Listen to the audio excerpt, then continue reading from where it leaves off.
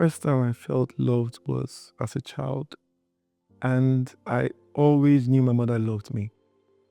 I always knew that. My mother was, at some point, she was like a single parent, and there was, I see her sacrifice. There was a lot that she gave. I remember one time she had to sell her clothes, so we could pay the fees. And I knew she was selling something, right? She tried to hide it, but I found out. I remember this time where I was sick. I hate injections. I hate drugs, right? And literally, my mom would literally sit by the hospital bed, and I'll wake up around 2 a.m. and 3 a.m. I'll see her lying on the ground, just waiting for me to be okay. So I saw love through her sacrifice, through the many things she did for me and my siblings, right? So my first experience of love was through my mom. And that for me was always a reassurance that that love is not something you can hide when it's there. It's something that will always show. When I met my wife, it was something that was always exciting. We would drive hours in traffic just to be with ourselves. We enjoyed the same set of music. We read the same set of books. I mean, there was a lot of connection in there. But I remember having my first son, and that was very different. Now, because for me, I remember holding him, and I felt this intense rush, an emotion that I couldn't quite understand where it was coming from. But I knew in the moment that I held this child that there was nothing I could not give this child. There was nothing I could not do for this child. And in that moment, I discovered another dimension of love that was something that was divine. I mean, he had done nothing to earn the love. All he did was show up. And I had done nothing to prepare myself for the love. All I did was see him.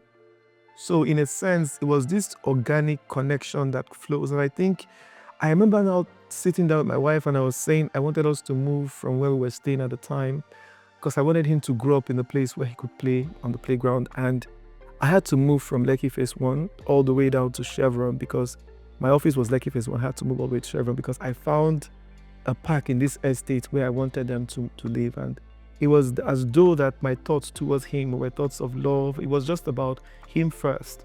I don't mind riding through traffic just to know that he enjoys the best. I think that is something about love. That's burst of organic energy, that sense of radical connection that we find when we encounter moments of divinity. Love is such a divine energy, it's such a divine, beautiful thing.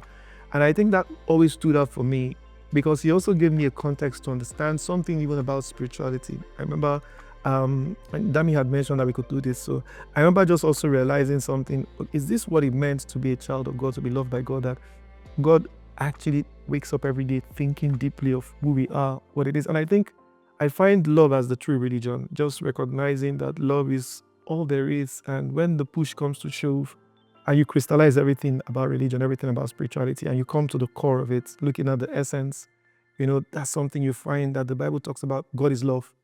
And I think for me, there are many attributes of God: goodness, mercy, favor, everything is there. But God did not always say God is mercy, God is joy. But yet God gives joy. You experience joy, you experience mercy. But love was very different. God literally said God is love. And if God is love, therefore love is God. I mean, I would hold the same moral equivalence, that the essence and the beauty about God is love. And I don't think that there are many things. People say God is love, but we must be careful because God is rough. There is love and rough. But the point again is, I think love is a multifaceted diamond where you have many parts. And I think every expression of God is an expression of his love. So there is a part that is his fatherhood. There's this part that is his motherhood, that talks about the mini-breasted one. There's a part of love that is mercy. There's a part that is anger.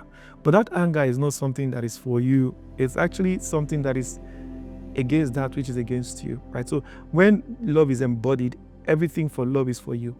And everything that is against you, and everything that is negative in a sense in the love picture, like wrath and anger, is targeted at that which seeks to destroy you.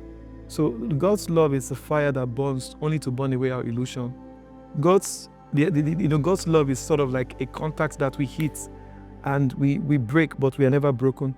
But what breaks out of us are the very lies we've believed about ourselves, the illusions, the delusions of grandeur, everything that has become the drama of our failed and struggling experience. And then we constantly see, so that you're undone by love, only to be made new and made more beautiful through that refining process. So love refines. And I think that many of us have had such terrible experiences of love, falling for the wrong guy, falling for the wrong lady. But with the reality of love experience, regardless of your experience of love, it will be really, really sad for you to shut yourself out and say, I can't love again. I think that don't let the previous experiences of love interfere with the love that is waiting to come. Because with love, there is always an adventure. Love is an adventure. I've come to realize that love doesn't quite die. You understand?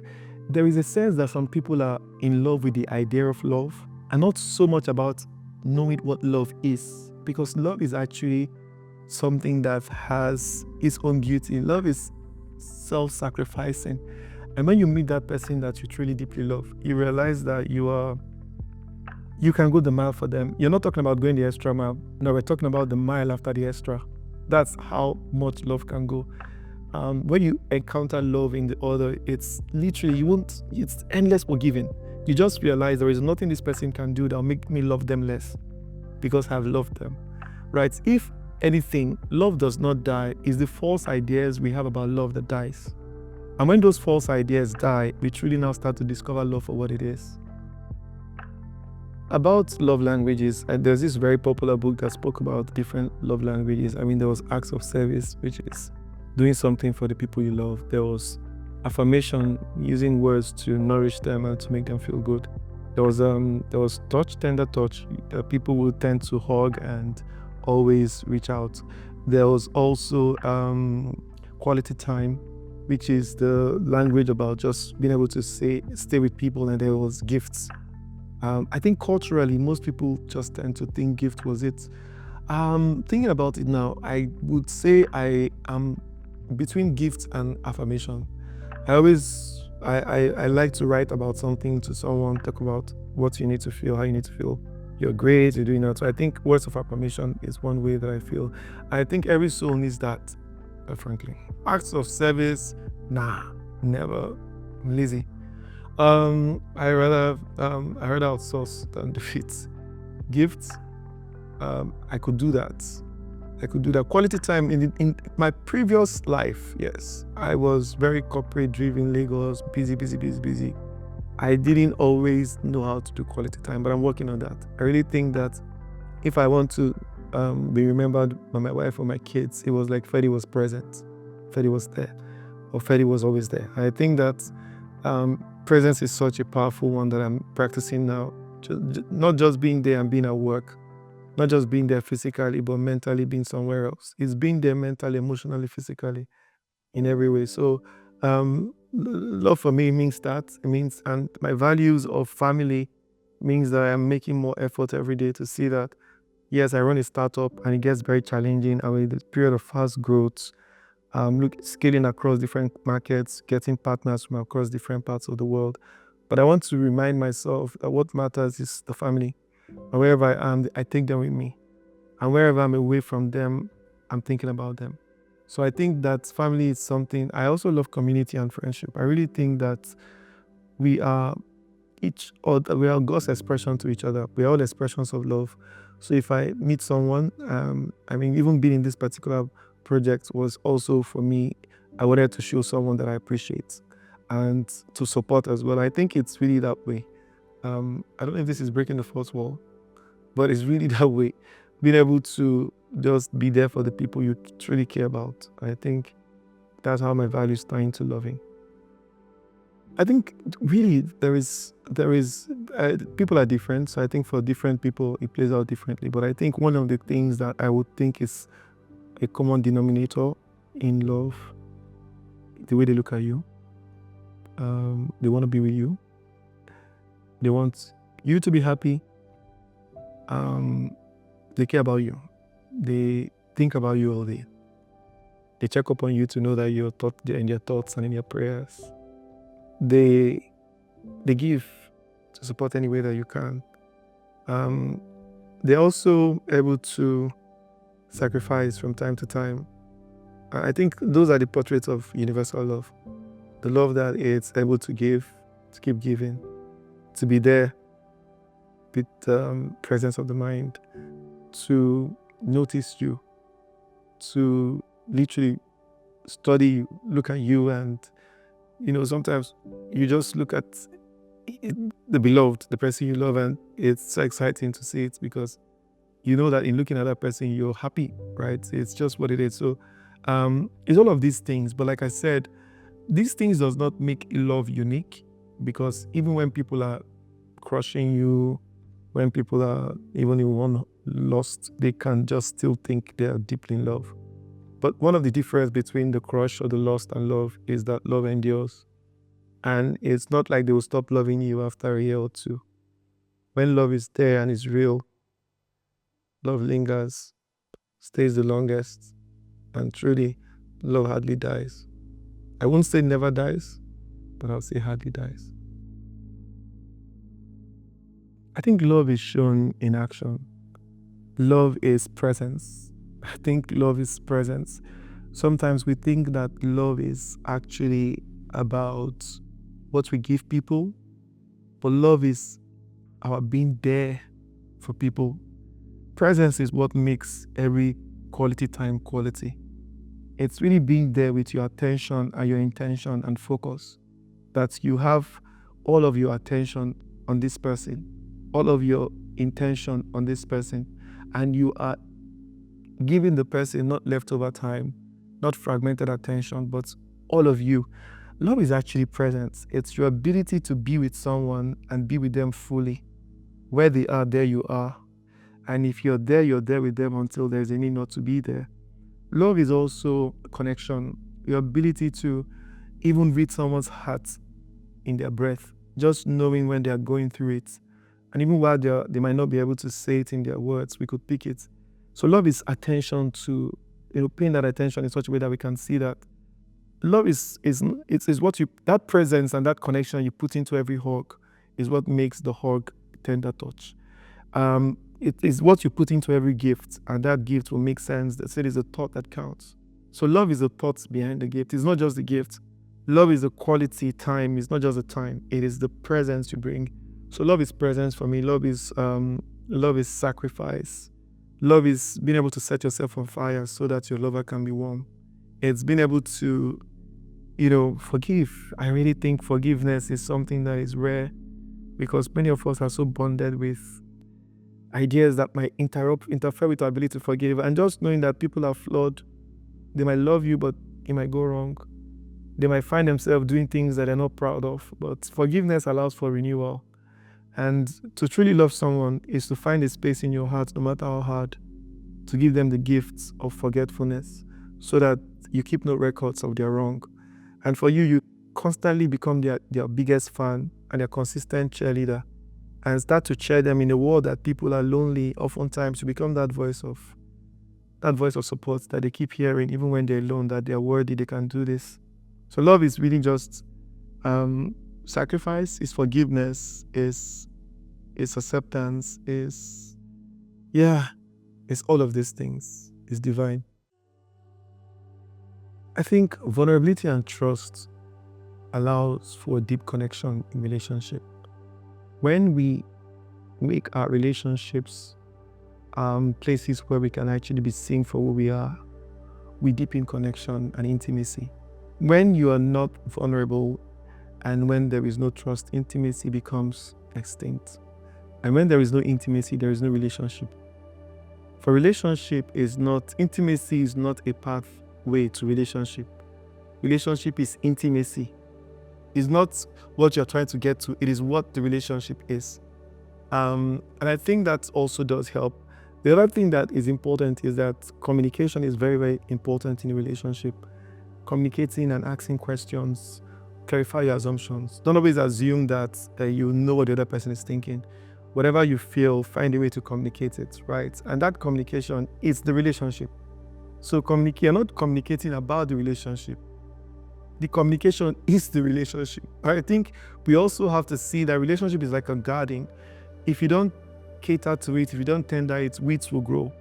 So the natural course of relationship is that people are likely to drift away than they are likely to come close together. So it takes a bit of intention, commitment to be able to build that relationship where it can actually become a place where both of you can nourish yourself. So they are very vital in helping the relationship flourish. I think one of the major misconceptions about love is to always think that love is external. I think that the love we seek to find in another is only first a reflection of the love we have found within ourselves. The idea is that if we show up in a relationship outsourcing or placing a demand on the other person to make us feel worthy, to make us feel significant, to give us meaning and identity, we're putting a burden on the other person that they were never designed to carry. I really believe that for love to be healthy, two people have to show up with the intent to outlove, outgive each other. So it's not that one person is seeking to take, another is seeking to give. I remember this guy's song, Teddy Pendergrass. It's so good loving somebody and having them love you back. And he said, what ratio would this go? Would this be 70-30? Will this be 60-40? Or will this be 50-50 love? I really think that we don't have to do half measures. I would think that the best of love is when you show up with all that you are and all that you have and pour it all in.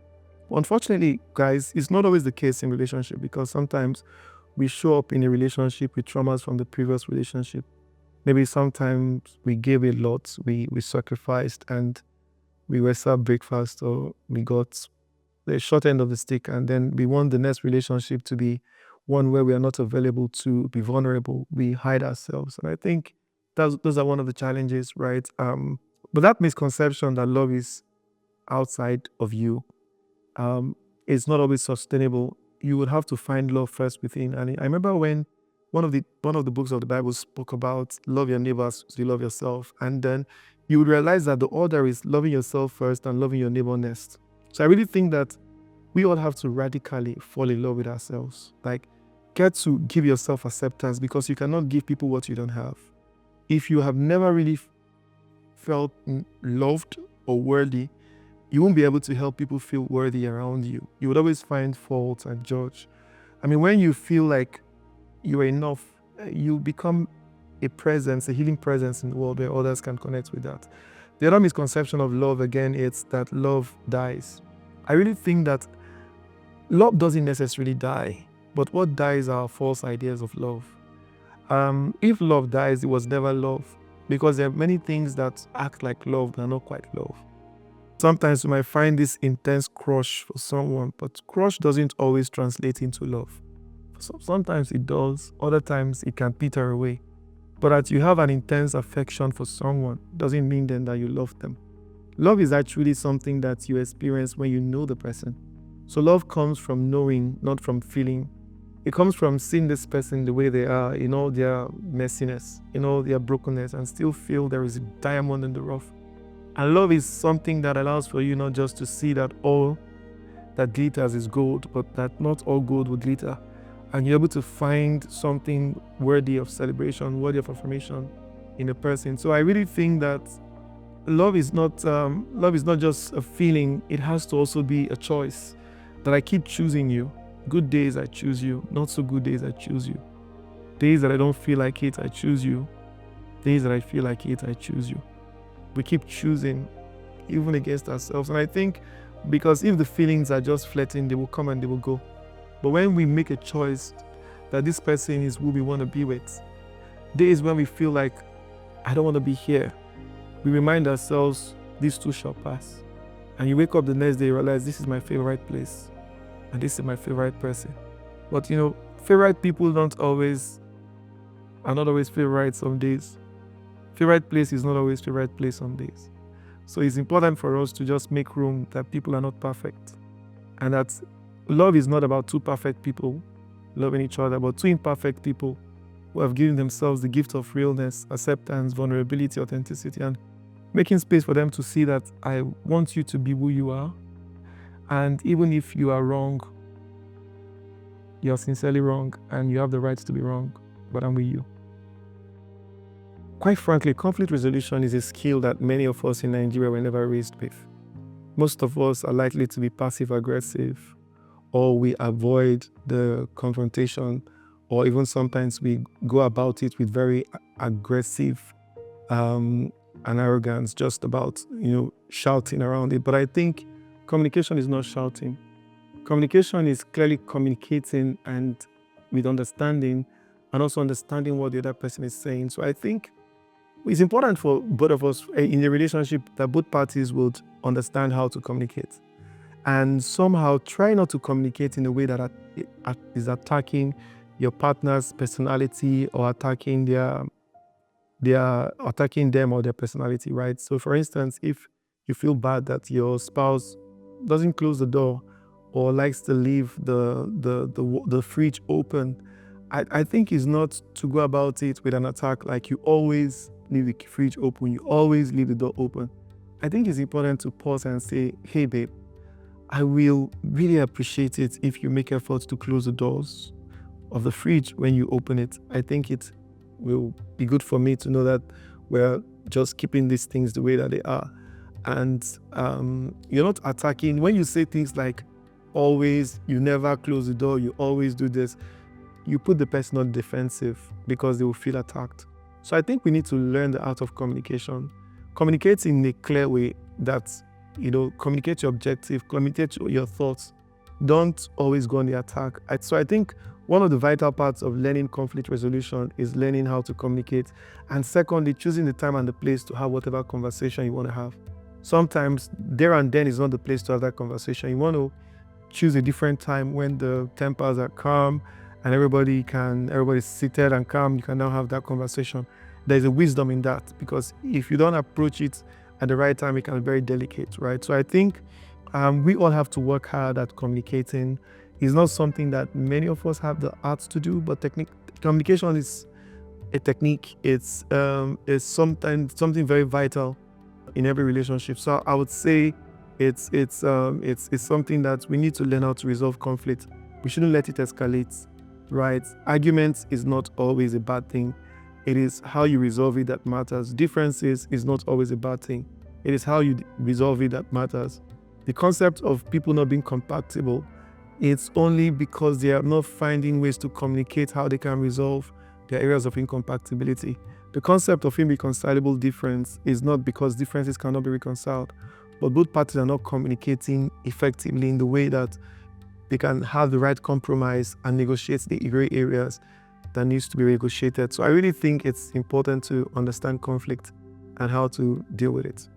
Many times when we guys, we would say we want our babes or our wives to get interested in what makes us happy. So if I love football, I'm happy when she's watching football with me.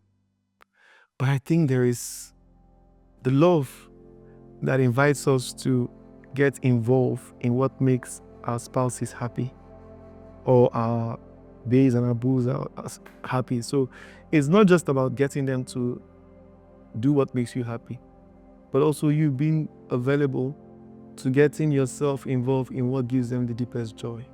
So I really think we need to also expand love. It's not what I get from this relationship, but it's the other focus. So love is focus on the other. That's actually one thing about love. And I think the beauty of love is when two people have the same orientation to focus on each other. So it's not like one is giving and another one is taking, but both of them are out giving, out loving each other. And it's not like one is gifts. I'm usually not very ceremonial when it comes to birthdays and all those things. I just want it quiet and I want it to pass. But I think that over the years, because of my wife and how important it is about birthdays, I find myself having to think about it, plan it. And I think because I know it's important to her. So it's important to study people that you're doing life with and find ways to make them happy and get yourself involved in what gives them joy. I mean, that's something that makes love beautiful. I think it's important to don't always avoid the tough conversations. Make out time to have those conversations. I think it's also important to communicate your assumptions, to communicate your expectations. When your unspoken expectations are not met, people can get very resentful. and your partner is not always in your head. So I've learned to choose the time and the place to communicate my expectations, to also communicate my assumptions, to clarify the things that I need to clarify. And I think my relationship has significantly improved. And I think for every one of us, making the efforts to have the right place and the right time for communication, it's really how our relationships get to thrive. There are two ways love can change. It can change for the better, it can change for the worse. For love to change for the better or to keep getting better, which is like a vintage wine, it requires both parties committed to love and working very tirelessly to, make their marriage beautiful. And if they drift apart or it gets worse, it's still because one or two people gave up on that responsibility to keep working at it. Relationship is a beautiful thing, but it requires attention, it requires intention, it requires commitment to make it the beautiful thing that it's supposed to be. I often say that there are no bad relationships. So what you might have is that relationship is a reflection of who we are. When we don't have enough patience, our relationship will reflect that. When we are not putting attention into our relationship, it will reflect that. So our relationship measures the barometer that measures the health of our contribution to it, right, at any point in time. I remember being in this relationship that was quite interesting. And it was something that I really liked and wanted, but at the time, she felt she wasn't ready. But I understand that sometimes love is also honoring people's requests, that I don't think I'm ready for this. Yeah, I remember that very clearly. Because at the time, I thought I was ready, and I probably wasn't even ready at the time too, but there was the illusion that I was ready, right? But it was painful nonetheless at the time. Forgiveness is very important in love. No one is perfect. You would get hurt. I think it's not something you hide and say, I won't deal. But it's important to discuss with your partner ahead and what your deal breakers will be so that they are very much aware. But I think if you can, forgive in advance and forget intentionally. So that is when your relationship will truly be beautiful. Forgive in advance and always remember to forget. The advice I have for people waiting to meet their one true love is we don't wait for love, we encounter love. So it's to, first of all, banish the idea that there is there's this right person, right place I need to be in love. I think I'd always tell a lot of young people, just have friends. Go out there, meet people, hang out at the beach, do eat out, cook together, just have friends. And when you have friends, you realize you're connecting with people, you're knowing people, you're clicking with people. And oftentimes that connection, it's also something that can grow. So, but if you want to stand idly by and waiting for love at first sight, it can happen. But I do know that there's something we call the Okafor's principle, the neighborhood principle, that most likely the people you're likely to fall in love with and get married are people you meet maybe in your neighborhood or in your social media neighborhood, right? That also happens, or at work or church. It's really a neighborhood principle. It's not just always stranger. So 80% of the time, there are people that you already do life with. 20% of the time, they can just be random occurrences. But why don't you know that the 80% is close to shore, and design yourself to be involved in life while you grow and watch and connect? I think that's how love is. Sometimes it's not just an event, it's a process of connecting, growing, and meeting people. I think what is important is honesty. Honesty is very important. It's underrated in relationship, bro. Nobody wants to be with people who they don't know, right, that they are with. There is also realness. When you are real, your relationship gets real. I also think trust. Being able to hold the person's interest and protect that person, whether or not the person is around, is very, very important for a relationship. I also think friendship. Friendship is so important because you have to Be each other's friend before you become each other's lovers. Sometimes someone said dating is a great thing, but it's marriage that destroys everything. Because somehow people get married and stop being friends. But I think we shouldn't stop being friends even when we get married. It will make our friendship even better, bigger, and more amazing. Relationship is how we get hurt, but relationship is how we get healed. So don't give up on love because you had a bad one. For the next chapter, could be the best chapter.